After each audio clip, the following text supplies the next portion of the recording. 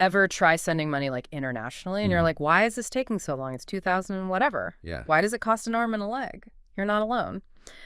Today, we are taking a deep dive into something that could be a serious game changer, the Ripple protocol. Okay. And how it achieves consensus, which is really just a fancy way of saying getting everyone on the same page. Right. You sent over this research paper, right? Yeah. The Ripple protocol consensus algorithm. Mm-hmm. So we're going to try to break down the highlights for everybody. No blockchain PhD required. Yeah, no, it's definitely a fascinating system. And I think a lot of people, what it really highlights is this movement away from central authority. So instead of having a bank or something like that, imagine just a network of computers all working together to validate transactions. That's the beauty of what's called a distributed payment system. That sounds amazing in theory, but it also sounds like herding cats. It can be, yeah. Right? How do you get all of those computers to agree? Yeah. Especially when there's always the risk of errors or even worse, right? And Yes. bad actors. Absolutely. Trying to mess with the system. Yeah, and that's where the Ripple Protocol Consensus Algorithm, or RPCA, comes in. Yeah. And that's all about really building trust within this network. So Okay, so let's unpack that. What makes RPCA so special? In the world of consensus algorithms, I mean, there's a bunch of them out there. So what makes this one unique? yeah, so think about it like this. Think about if you're trying to glass a restaurant with a group of friends, Okay. you probably wouldn't trust just one friend's opinion, right? You'd probably get a consensus from a group of your friends, especially your friends that have similar taste. Right. So you're sort of choosing your own trusted network already in your head. Makes sense. Yeah. Yeah, and more opinions generally you would hope would lead to a better decision. Exactly.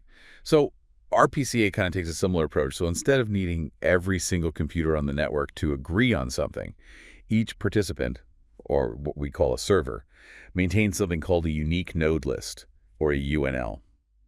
And it's basically just a list of other servers that it trusts. Okay. And so when that server needs to confirm a transaction, it's basically checking with its UNL. Hey, is this cool? Is this not cool? And if 80% or more gives a thumbs up, then boom, the transaction goes through. 80%. That's a pretty high bar It is, yeah. to clear. Yeah.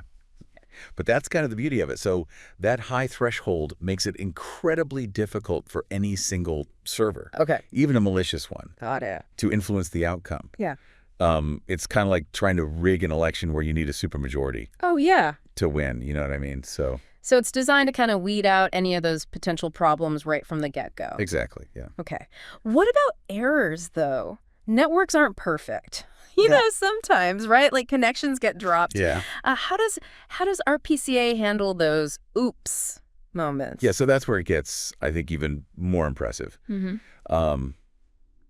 It has a built-in system for detecting and managing what we call in the tech world Byzantine failures. Byzantine failures. Sounds very ominous. It does, right? It sounds like Game of Thrones or something. Right, exactly. But really all it means is that something went wrong. Okay. Okay, maybe a server crashed or the network hiccuped, Okay. Whatever. What's important is how does the system recover? Right. So, Right. if you think back to our Byzantine generals, if they're in the middle of trying to make a critical decision and suddenly they can't communicate with each other, that's going to be a problem. Right. Yeah, Yeah. not a good situation. You- So how do we prevent the meltdown? How do we prevent the digital meltdown when these Byzantine failures pop up? Right, so picture this. You're at a party, Yeah. right? And the music suddenly stops and you kind of look around to see if anybody else noticed it. Right, what just happened? Yeah, exactly.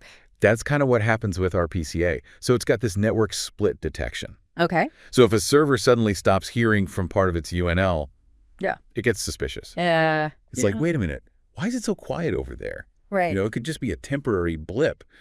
But to be safe, that server is going to send out a signal hey, anybody else having connection issues? Okay, so it prevents them from running off half-cocked, Exactly. It's like hitting the pause button just to Yeah. double check before you keep going with the conversation. Right.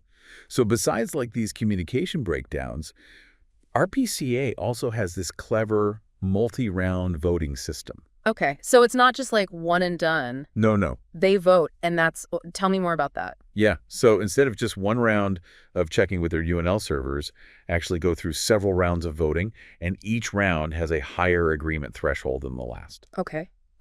So imagine it kind of like a talent show where the judges get stricter and stricter with every round. So only the very best make it through. Only the most promising acts, or in this case, the most agreed upon transactions, are going to make it to the very end. Got it. Yeah. So what does that do? Why is that important? So this multi-round approach, it does a couple of things for us. One, it weeds out any servers that might be slow or kind of glitching out early on. Okay. And that really helps prevent bottlenecks and speed up the whole process. And then second, it adds like this extra layer of security because with every round, the likelihood of a malicious server like swaying the vote decreases significantly. Oh, I see. So it's like having multiple layers of security checks at the airport, you know what I mean? Right, right. So you might be wondering, how does this all translate into the real world right beyond the tech jargon? So the beauty of RPCA and what makes it a potential game changer is really its speed and efficiency. So remember those slow and expensive international money transfers we talked about? Oh, believe me, I haven't forgotten. This could be the answer. Really? Because it can often confirm transactions in seconds. Wow. It has the potential to make cross-border payments as quick and easy as sending an email, Okay. which could be revolutionary, especially for businesses or individuals sending money overseas. So that is a tangible benefit. I can get behind that. Right. So, but it's not just about the speed, right? We were talking about these UNLs Right. being like these carefully curated networks of trust. Yeah. So how does that factor into all of this? So that's a great point, and it gets to the heart of what makes RPCA so interesting. The authors of this paper actually highlight the importance of strategic UNL selection. Okay, strategic breakdown. That, for me, what makes it so important. So right now, most UNLs are assembled based on like proximity on the network or some other predefined criteria. Okay. But imagine if we could be more intentional about who gets to participate in these UNLs. You mean like choosing members based on their reputation or their security protocols? Yeah, or even like their commitment to certain ethical standards. Okay. So it's like moving from a casual neighborhood watch to like a highly coordinated security system, Wow. you know. And if we're talking about revolutionizing global finance, you need those UNLs to be as trustworthy and as representative as possible. So instead of just focusing on speed and efficiency, we're also talking about like building a more inclusive and accountable system. Now you're getting it. Yeah. Right. Imagine a world where UNLs could include representatives from like established financial institutions, governments, NGOs, Wow. even community organizations. It's like a UN, but for finance. Exactly. Yeah. It's a very powerful idea. How realistic is that, though? I mean, could something like that really gain traction in the world of cryptocurrency? Yeah.